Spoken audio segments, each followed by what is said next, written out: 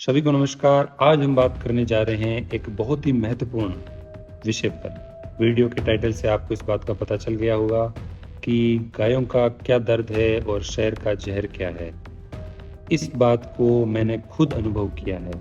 मैं जब भी किसी सांड के पास से, कई गायों के पास से जब मैं निकला हूँ, तब उनके अंदर से बहुत ज़्यादा दुर्गंध मुझे फील हुई है और काफ़ी दूर जाने के बाद में वो शांत हुई।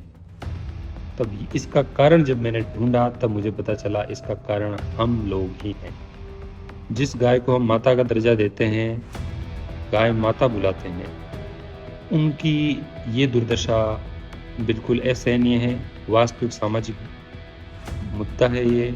इसको हम सब लोगों को ठीक करना है। ज़्यादातर ऐसा देखा गया है कि शहरों में एक पात्र जिसको हम कुंडी बोलते हैं, कुंडी बनाकर गायों के लिए सड़ा गला खाना निकाल देते हैं।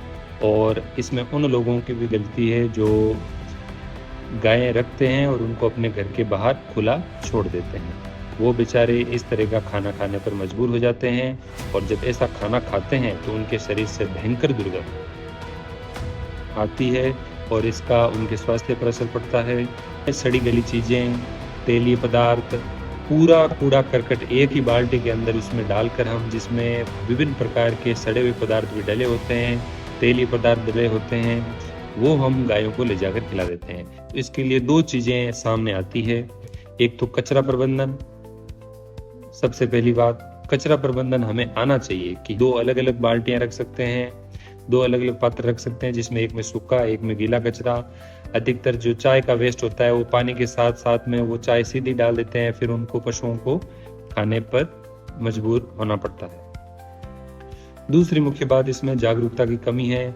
हम लोग सोचते हैं कि हम कोई पुण्य का काम करें। ये कौन सा पुण्य का काम है? मतलब हम भी एक बार के लिए सोचना चाहिए, हम भी कभी ऐसे जीव रहे होंगे। अगर हमारे साथ ऐसा ट्रीटमेंट हो तो हमें कैसा लगे, या हमारे सामने इस तरह का खाना उपस्थित हो जाए तो हम उसको किस तरह से, क्या ये खाने लायक है? क्या आपने अभी जो नज़ारे देखे, आपको लगता है हमें ऐसा करना चाहिए? तो मेरे अनुसार हमें इसमें बहुत बदलाव करना चाहिए। कुछ सुझाव मेरे व्यक्तिगत हैं, वो ये हैं कि जब भी रोटियां हम बनाएं हमारे घरों में, कुत्तों के लिए, गायों के लिए जो रोटियां बनती है, उनको तुरंत उसी दिन 2 या 3 घंटे के भीतर ही या 1 घंटे के भीतर ही, जब तक पूर्णतया वो सूख नहीं जाए, पूरी तरह से वो बासी नहीं हो जाए, उससे पहले ही उनको दे दें।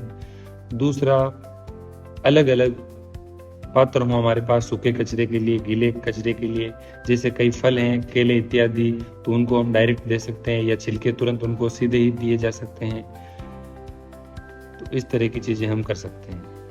गाँवों में पुराने समय में इस तरह का सिस्टम होता था कि जो लोग गायें रखते थे या अन्य पशुधन रखते थे, वो स्वयं खुद जाते थे उनको चराने के लिए और उनको बड़ा ही शानदार ताजा हरा चारा मिलता था।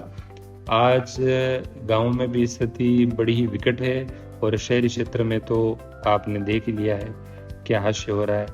तो एक छोटा सा कदम और इस सोच के साथ हम साथ मिलकर एक अच्छे समाज का निर्माण कर सकते हैं, समाज में बदलाव ला सकते हैं।